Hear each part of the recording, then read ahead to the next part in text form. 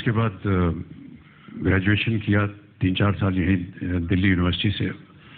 लेकिन उसके बाद जब नौकरी ढूंढने गए तो कहीं मिले नहीं, और एक तरह से बड़ी एक फ्रस्ट्रेशन रहती थी, क्या करें, ग्रेजुएशन हो गया, कहाँ नौकरी मिलेगी।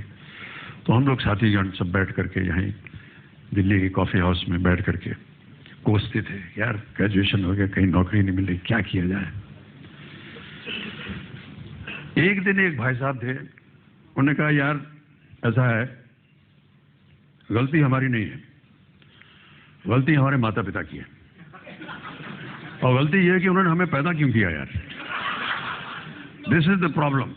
पैदा किया इस वजह से आज हम लोग। मुझे लगा कि ये बहुत सही बात बोल रहा है, और जिंदगी में पहली बार और आखिरी बार बाबूजी के सामने में गया।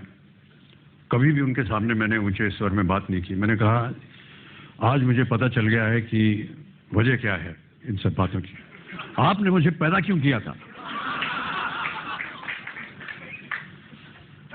बाबूजी शांत रहे, जो घूमने जाया करते थे पीछे डिप्लोमेटिक एनक्लेव है, अब तो बहुत सारी एम्बेसीज बन गई वहाँ पर, पहले जंगल बियाबान होता था वहाँ। और वो 4 बजे उठ करके वो जब जाने लगे तो वो मुझे उठाते थे पढ़ने के लिए।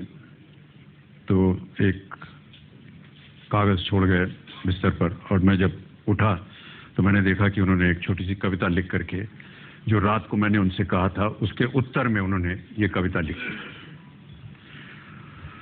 उन्होंने लिखा कि ये कविता है कि जिंदगी और जमाने की कश्मकश से घबराकर मेरे बेटे मुझसे पूछते हैं कि हमें पैदा क्यों किया था। जिंदगी और जमाने की कश्मकश से घबराकर मेरे बेटे मुझसे पूछते हैं कि हमें पैदा क्यों किया था, और मेरे पास इसके सिवा कोई जवाब नहीं है कि मेरे बाप ने भी मुझसे बिना पूछे मुझे क्यों पैदा किया था। और मेरे पास इसके सिवा कोई जवाब नहीं कि मेरे बाप ने भी मुझसे बिना पूछे मुझे क्यों पैदा किया था, और मेरे बाप को उनके बाप ने बिना पूछे उन्हें, और उनके बाबा को बिना पूछे उनके बाप ने उन्हें। जिंदगी और जमाने की कश्मकश पहले भी थी, आज भी है, शायद ज्यादा, कल भी होगी शायद और ज्यादा।